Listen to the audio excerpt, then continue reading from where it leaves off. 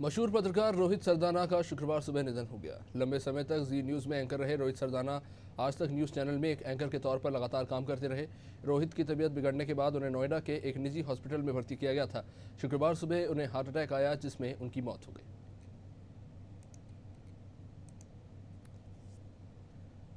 दिवंगत पत्रकार रोहित सरदाना हाल ही में कोरोना संक्रमित पाए गए थे। हालांकि बाद में उनकी कोरोना रिपोर्ट नेगेटिव आई थी। रोहित सरदाना को अचानक आए हार्ट अटैक के बाद वेंटिलेटर पर रखा गया था। उनके करीबियों के अनुसार वो धीरे धीरे स्वस्थ भी हो रहे थे, लेकिन शुक्रवार सुबह दिल का दौरा पड़ने से उनका निधन हो गया।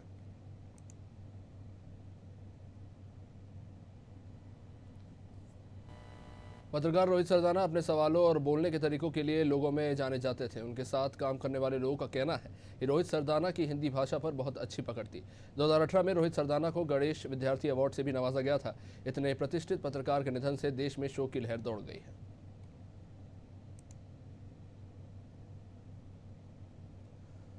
पत्रकार रोहित सरदाना के निधन के बाद मीडिया जगत के साथ साथ पूरे देश में शोक की लहर दौड़ गई है। तमाम राजनीतिक हस्तियों ने उन्हें श्रद्धांजलि अर्पित की है। प्रधानमंत्री नरेंद्र मोदी ने सोशल मीडिया पर लिखा कि रोहित के असामयिक निधन ने मीडिया जगत में एक बहुत बड़ा शून्य छोड़ दिया है।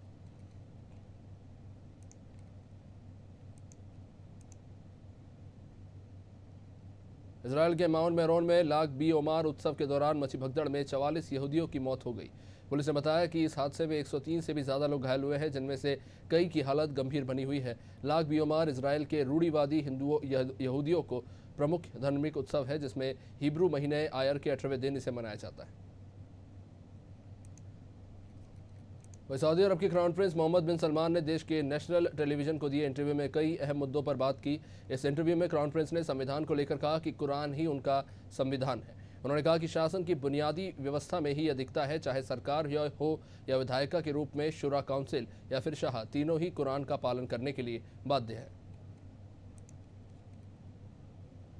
इस सरकार के दिन अब बुरे होते दिखाई दे रहे हैं पाकिस्तान में, जहां उपचुनाव में बिलावल भुट्टो जरदारी की पाकिस्तान पीपल्स पार्टी के उम्मीदवार कादिर खान मंडोखेल को जीत हासिल हुई है। उन्होंने नवाज शरीफ की PMLN के उम्मीदवार मिफ्ताह इस्माइल को हराया है, जबकि इमरान की पार्टी PTI के प्रत्याशी अमजद अफरीदी 5वें स्थान पर आए हैं। अमेरिकी सैनिकों की अफगानिस्तान से वापसी शुरू हो चुकी है। गुरुवार रात व्हाइट हाउस में इसकी पुष्टि हुई। व्हाइट हाउस की डिप्टी प्रेस सेक्रेटरी कैरिन जेन पियर ने कहा कि हम इस बात की पुष्टि कर सकते हैं कि अफगानिस्तान से हमारे सैनिकों की वापसी शुरू हो गई है और ये प्रक्रिया जारी रहेगी। पिछले हफ्ते अमेरिकी रक्षा मंत्री जनरल ऑस्टिन ने इसके लिए मंजूरी दी थी। दुनिया में सबसे तेजी से किए गए टीकाकरण से कोविड से होने वाले मौतों और नए मामलों में कमी आई है। बाइडेन ने देश में वैक्सीन उत्पादन की स्पीड को अधिकतम किया है। बाइडेन ने देश के बाहर कच्चे माल के निर्यात पर प्रतिबंध लगाने के लिए कानून लागू किए ताकि टीका उत्पादन युद्ध स्तर पर हो सके, जिसके बाद अब लोगों को धीरे धीरे छूट दी जा रही है। कोरोना के बढ़ते संक्रमण के बीच अमेरिका ने अपने नागरिकों को जल्द से जल्द भारत छोड़ने की सलाह दी है। साथ ही अपने नागरिकों को भारत की यात्रा ना करने के लिए भी कहा है। अमेरिका के सर्जन जनरल भारतवंशी डॉक्टर विवेक मूर्ति ने कहा कि भारत से कोरोना से बने विकट हालात की जो खबरें आ रही हैं वो दिल दहलाने वाली है। इस समय भारत में मुश्किल हालात हैं। शुक्रवार को सुप्रीम कोर्ट में ऑक्सीजन और दवाइयों की कमी के मामले में सुनवाई के दौरान कोर्ट ने यह कहा है कि हम यह स्पष्ट करना चाहते हैं कि यदि कोई नागरिक सोशल मीडिया पर अपनी शिकायत दर्ज कराता है तो इसे गलत जानकारी ना कहा जाए। सुप्रीम कोर्ट ने केंद्र और राज्यों के DGP को आदेश देते हुए कहा है कि अफवाह फैलाने के नाम पर कार्रवाई की गई तो अवमानना का मामला राज्य के खिलाफ चलाया जाएगा।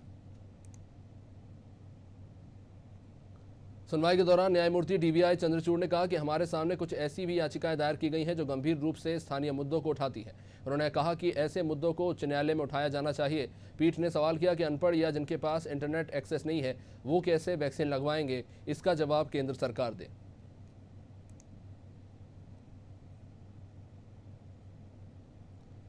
वही सुप्रीम कोर्ट ने सवाल किया है कि केंद्र सरकार 100% टीकों की खरीद क्यों नहीं करती है। इसे राष्ट्रीय टीकाकरण कार्यक्रम के मॉडल पर राज्यों को वितरित क्यों नहीं किया जाता ताकि वैक्सीन के दामों में अंतर न रहे। सुप्रीम कोर्ट ने कहा कि आखिरकार ये देश के नागरिकों के लिए है।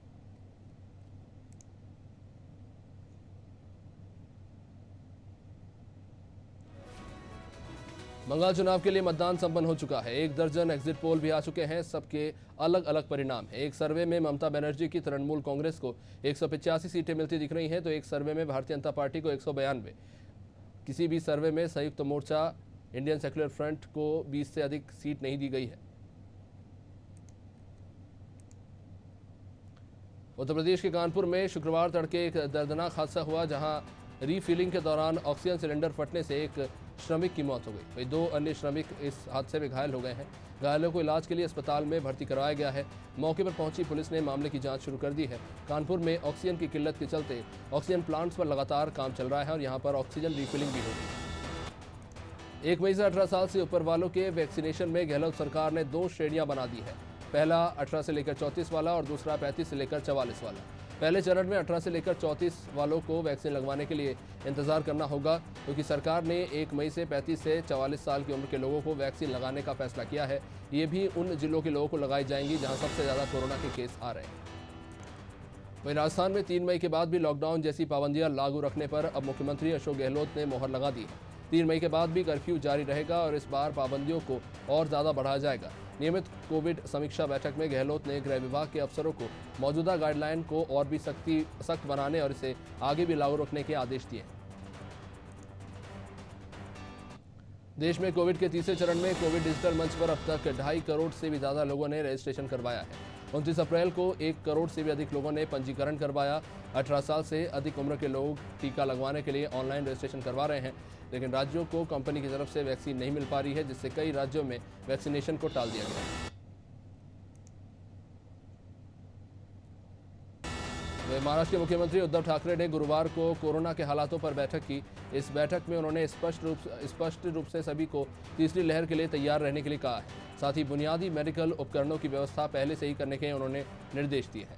बैठक के बाद स्वास्थ्य मंत्री राजेश टोपे ने बताया कि स्वास्थ्य के क्षेत्र में हमें आत्मनिर्भर बनना होगा, खासकर ऑक्सीजन आपूर्ति के मामले में। मद्रास हाईकोर्ट की फटकार के बाद चुनाव आयोग ने हाईकोर्ट से मीडिया की रिपोर्टिंग पर रोक लगाने की अपील की है।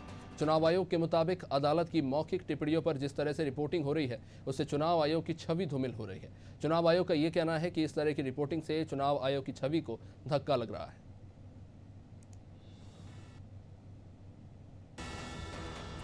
कोरोना के तेजी से बढ़ते मामलों पर काबू पाने के उपायों को लेकर प्रधानमंत्री नरेंद्र मोदी ने शुक्रवार को अपने संपूर्ण मंत्रिमंडल की बैठक बुलाई।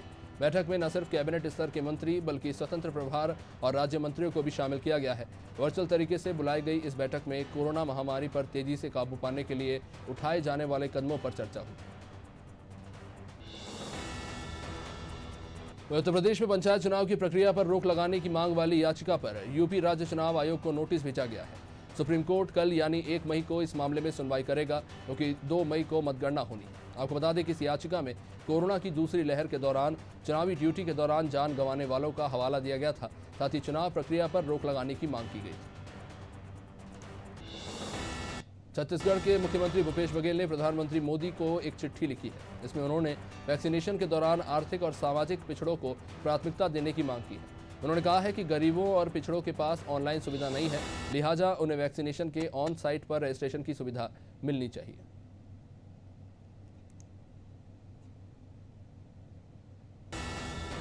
कोरोना महामारी के बीच केंद्र और राज्य के बीच राजनीति जारी है। छत्तीसगढ़ के स्वास्थ्य मंत्री टी.एस. सिंहदेव ने कहा कि ऐसा पहली बार है कि महामारी के वक्त केंद्र ने सारा भार राज्यों पर डाल दिया है। उन्होंने आरोप लगाया कि वैक्सीन उत्पादन पर भी केंद्र सरकार ने झूठ बोला है। टी.एस. सिंहदेव ने कहा कि उन्होंने कम से कम भारत में कभी नहीं सुना कि किसी टीकाकरण अभियान में केंद्र अलग खरीदी करता है और राज्य सरकारें अलग। टाटा समूह ने कोविड-19 मामले में तेजी से वृद्धि के बीच मध्य प्रदेश के लिए अपनी मदद का विस्तार किया है और ये राज्यों को ऑक्सीजन सांद्रता प्रदान करेगा, यानी ऑक्सीजन कॉन्सेंट्रेशन। मध्य प्रदेश के मुख्यमंत्री शिवराज सिंह चौहान ने शुक्रवार को ट्विटर पर इस खबर की पुष्टि की है। टाटा समूह के अध्यक्ष एन चंद्रशेखरन के साथ फोन पर बातचीत की मुख्यमंत्री ने पुष्टि की है। उन्होंने बताया कि टाटा समूह एक ऑक्सीजन सांद्रता प्रदान करेगा। नेपानगर में वैक्सीन की कमी को लेकर कांग्रेस मंडल अध्यक्ष जगमीत सिंह जाली ने कार्यकर्ताओं के साथ तहसीलदार को मुख्यमंत्री के नाम ज्ञापन सौंपा। बुरहानपुर जिले के नेपानगर में जिन लोगों को वैक्सीन का पहला डोज लग चुका है, वो अब अपना दूसरा टीका लगवाने के लिए वैक्सीन सेंटरों के चक्कर काट रहे हैं। उन्हें यह कहकर लौटाया जा रहा है कि वैक्सीन नहीं है, जिसको लेकर कांग्रेस ने मुख्यमंत्री के नाम ज्ञापन सौंपा। देश में कोरोना से हालात बेहद खराब होते जा रहे हैं। गुरुवार को पहली बार एक दिन में 3,86,854 नए केसेस सामने आए हैं। अब तक एक दिन में मिले नए मरीजों का यह आंकड़ा सबसे अधिक है। इससे पहले 28 अप्रैल को सबसे ज़्यादा 89,000 नए मरीज मिले थे। 24 घंटे के अंदर 3,501 संक्रमितों की मौत हुई।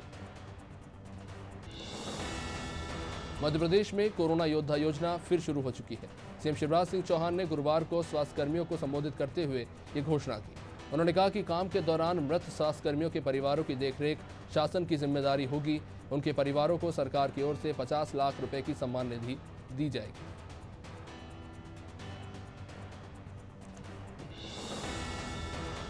केंद्र सरकार से शिवराज सरकार को एक और झटका लगा है। केंद्र सरकार ने राज्य सरकार को हेल्थ वर्कर्स, फ्रंटलाइन वर्कर्स और 45 साल से ज़्यादा के लोगों के लिए उपलब्ध वैक्सीन का उपयोग 18 से 45 साल तक के लोगों के लिए इस्तेमाल की मंजूरी नहीं दी है। केंद्र सरकार केवल हेल्थ और फ्रंटलाइन वर्कर्स और 45 साल से ज़्यादा उम्र वाले लोगों के लिए ही वैक्सीन उपलब्ध कराएगा। मध्य प्रदेश में 1 मई से वैक्सीनेशन का तीसरा चरण शुरू नहीं हो सकेगा। सीरम इंस्टीट्यूट ने राज्य सरकार से कहा है कि 3 मई तक 2 से 2.5 लाख डोज देने की कोशिश की जाएगी। ऐसे में सरकार की तैयारी है कि अगर 2.5 लाख डोज मिल जाते हैं तो 5 मई से 18+ वालों के टीकाकरण का अभियान शुरू किया जा सकता है।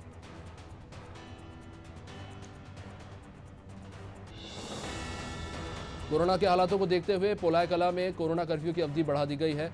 7 मई तक यहां पर कर्फ्यू जारी रहेगा। इसके लिए कलेक्टर दिनेश जैन ने आदेश जारी कर दिए हैं। साथ ही नागरिकों से अपील की गई है कि स्वास्थ्य के प्रति अपनी जिम्मेदारी समझते हुए अपनी सुरक्षा करें।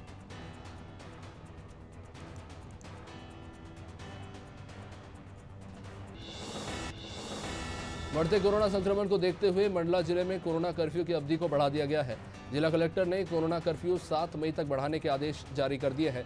साथ ही जिले भर में लोगों को घर में ही रहने और बिना काम बाहर नहीं निकलने की समझाइश दी गई है। कोरोना पर नियंत्रण किया जा सके, इसके लिए कोशिशें जारी हैं।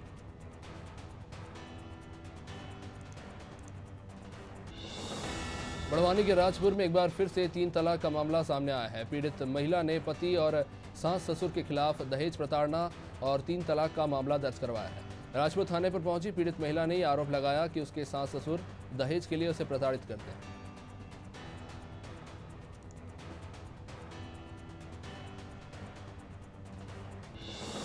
जगदलपुर में शादी का झांसा देकर युवती का शारीरिक शोषण करने वाले आरोपी को पुलिस ने गिरफ्तार कर लिया। पीड़ित युवती ने परपा थाने पहुंचकर रिपोर्ट दर्ज करवाई थी कि रमेश कश्यप नाम के युवक ने शादी का वादा करके उससे शारीरिक संबंध बनाए और बाद में शादी करने से इनकार कर दिया।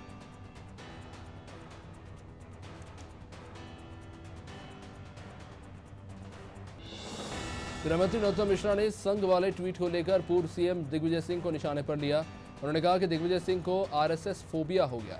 उन्होंने पीसीसी चीफ कमलनाथ के ऑक्सीजन बैंक के सुझाव पर भी पलटवार किया। गृहमंत्री ने कहा कि छत्तीसगढ़, राजस्थान और महाराष्ट्र में आपकी ही सरकार है, वहां क्यों नहीं ऑक्सीजन बैंक बनवाए गए।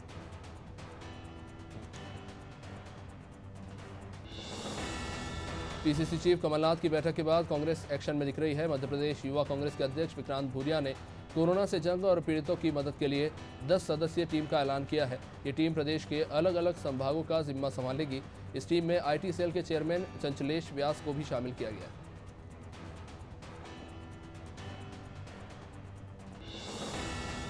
मध्य प्रदेश में कोरोना अपना कहर ढा रहा है। राज्य सरकार कोविड प्रोटोकॉल का पालन करने की अपील तो जरूर कर रही है, लेकिन लगता है कि छतरपुर के अधिकारियों तक सरकार की अपील नहीं पहुंच रही, या फिर यूं कहें यहाँ लोगों की जान से खिलवाड़ हो रहा है। जिले के गेहूं खरीदी केंद्र झमटुली में सरेआम कोरोना गाइडलाइन की अनदेखी की जा रही है। केंद्र पर कोई रोकने या टोकने वाला नहीं है। किसान बिना मास्क और 2 गज की दूरी के घुल मिल रहे हैं। वहीं डबरा में कोरोना कर्फ्यू लागू है, इसके बावजूद भी लोग घरों से बाहर निकल रहे हैं। पुलिस की तमाम कोशिशों के बावजूद भी इन पर लगाम नहीं लग पा रही है। समझाइश के बाद अब पुलिस ने सख्ती दिखाना शुरू कर दिया है। डबरा सिटी थाने के टीआई विनायक शुक्ला ने अपनी टीम के साथ मोर्चा संभालते हुए सड़क किनारे ठेले और दुकान खोलने वालों पर कार्रवाई की। शिवपुरी में कोरोना के मामले लगातार बढ़ रहे हैं। एहतियात के तौर पर जिला प्रशासन ने जिले में कोरोना कर्फ्यू लगाया है, लेकिन मगरौनी नगर परिषद में प्रशासन का आदेश बेमाना साबित हो रहा है। बाजार लोगों से गुलजार है, दुकानदार सामाजिक दूरी भूल चुके हैं और जमकर यहां पर बिकावली चल रही है। पुलिस प्रशासन की सख्ती का इन पर असर नहीं दिख रहा है। कोरोना काल में जहां पुलिस पूरी मुस्तैदी से गाइडलाइन का पालन करवा रहा है, तो वहीं कुछ पुलिसकर्मी ऐसे भी हैं जो खादी को दागदार करने से बाज नहीं आ रहे हैं। पटियाला में एक पुलिस आरक्षक शराब का तस्कर पकड़ा गया है। आरक्षक अजय यादव अपनी कार में ही गोरख धंधे को अंजाम दे रहा था। भगवती मानव कल्याण संगठन के सदस्यों की जागरूकता के चलते आरक्षक की ये शराब तस्करी पकड़ में आई है। जांजगीर में लॉकडाउन का उल्लंघन कर एक होटल संचालक को भारी पड़ गया। पुलिस प्रशासन की टीम ने कार्रवाई करते हुए गिरजा होटल का लाइसेंस निरस्त करके होटल को सील कर दिया है। पार्षदों ने प्रशासन से शिकायत की थी कि कोतवाली थाना क्षेत्र के चांपा रोड पर स्थित गिरजा होटल का संचालन हो रहा है। लॉकडाउन का उल्लंघन करके होटल चलाया जा रहा है, इसे पुलिस ने बाद में सील कर दिया। बिलासपुर के सरकारी अस्पताल में बड़ी लापरवाही देखने को मिली है। मेहमंद निवासी कमलेश निषाद की पत्नी महेशिया बाई कोरोना पॉजिटिव थी। उसे 24 अप्रैल को संभागीय कोविड हॉस्पिटल में भर्ती कराया गया। उसके बावजूद अगले 4 दिन तक उसका पति अस्पताल के चक्कर काटता रहा। डॉक्टर और पूरा स्टाफ यही कहता रहा कि उसकी पत्नी का इलाज चल रहा है, जबकि उसकी 25 अप्रैल को ही मौत हो गई थी। जांजगीर चांपा जिले में कोरोना के बढ़ते संक्रमण को देखते हुए लॉकडाउन 6 मई तक बढ़ा दिया गया है। इस बार काफी सख्ती भी बरती जा रही है। लोग भी लापरवाही करने से हालांकि बाज नहीं आ रहे हैं। इस बीच पुलिस प्रशासन की टीम लॉकडाउन का जायजा लेने पहुंची और बेवजह घूम रहे लोगों पर कार्रवाई की।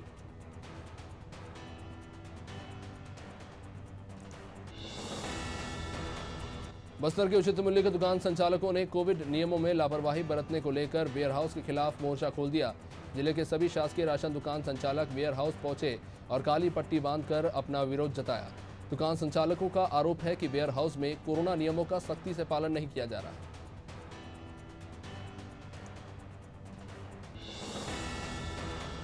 बहोरी बंद में कोरोना महामारी की दूसरी लहर में संक्रमितों की संख्या लगातार बढ़ रही है। इसको देखते हुए कटनी ओबीसी महासभा के कार्यकारी प्रदेश अध्यक्ष राकेश सिंह लोधी ने मुख्यमंत्री के नाम कलेक्टर को पत्र लिखकर व्यवस्थाओं से अवगत करवाया। लोधी ने बताया कि विधानसभा क्षेत्र में कई लोग कोविड की जंग हारकर मृत्यु को प्राप्त कर चुके हैं।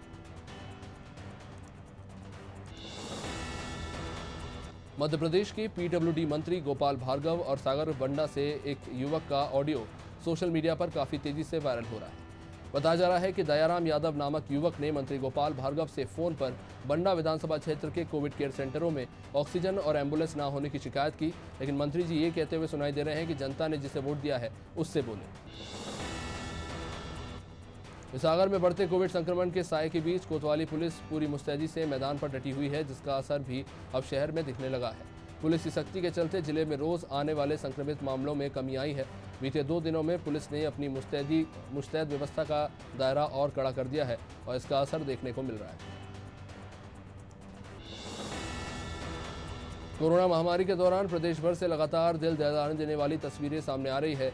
एक और तस्वीर सामने आई है शिवपुरी के मेडिकल कॉलेज से, जहां एक कोरोना संक्रमित महिला मेडिकल कॉलेज के आईसीयू के बाहर तड़प कर दम तोड़ देती है, लेकिन महिला की मदद के लिए कोई भी स्वास्थ्यकर्मी या मेडिकल स्टाफ सामने नहीं आता। मेडिकल कॉलेज का स्टाफ महिला के पास से निकल कर जाता रहा, लेकिन उसकी मदद नहीं। इंदौर में शुक्रवार को भीषण आगजनी में 6 दुकानें जलकर राख हो गई। आग नगलहका चौराहे पर स्थित रेस्टोरेंट, मेडिकल शॉप और चश्मे की दुकान के साथ शू शॉप और लाइब्रेरी में लगी थी। आग की चपेट में आने से दुकान के भीतर सो रहे रेस्टोरेंट के मालिक के भाई की भी जलने से मौत हो गई है। काफी मशक्कत के बाद दमकल की टीम ने आग पर काबू पाया। रतलाम में कोरोना महामारी के बीच लोग लापरवाही से बाज नहीं आ रहे हैं, जिसको देखते हुए जिला प्रशासन ने सख्ती बढ़ाते हुए ताबड़तोड़ कार्रवाई की। पुलिस प्रशासन और राजस्व विभाग ने साथ मिलकर नियमों का पालन न करने वाले 6 दुकानदारों के खिलाफ 188 के तहत मामला दर्ज कर कार्रवाई की और बेवजह घूमने वाले 400 लोगों को अस्थायी जेल भेजा और 6 वाहन चालकों के खिलाफ चालानी कार्रवाई की।